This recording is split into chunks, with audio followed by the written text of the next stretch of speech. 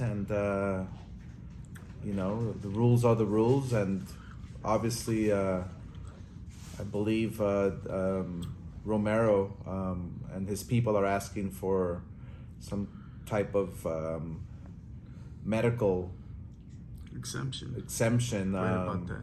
But yeah, we're gonna pursue that fight, and he's the mandatory guy. So it's a great fight. Yeah. Obviously, we're really here to talk about your documentary, but regarding Ohio Davis, and now that we started off with that, that medical exemption, are you gonna hold them to that in terms of like, hey, listen, we want this fight now, or are you gonna be patient with making that fight happen? Or no, the fight has to take place. That's the bottom line, and we will do everything in our power to make that happen. So Davis has been the number one contender for quite a while now. So we're gonna pursue that fight. That's the right thing to do for O'Hara.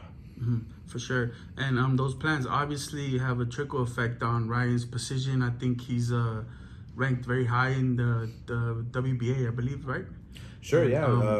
Ryan Garcia is moving up to 140. I'm not sure exactly what place they ranked him in the WBA, Ryan Garcia.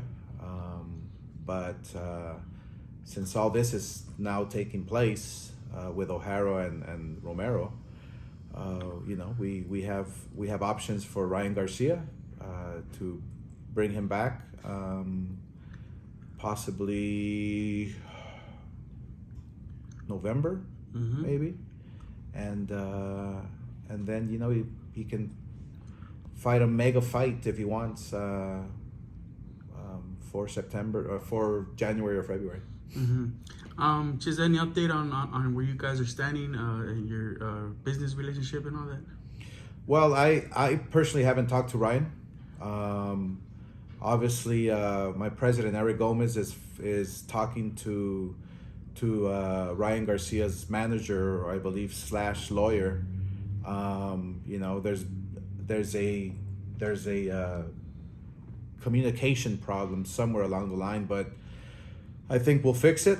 Obviously Ryan Garcia has a contract with Golden Boy, which he has to honor, and we're gonna honor, and get him the best fights possible.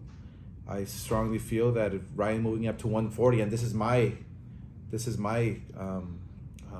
advice, because people have to remember, I've been there, I've done that.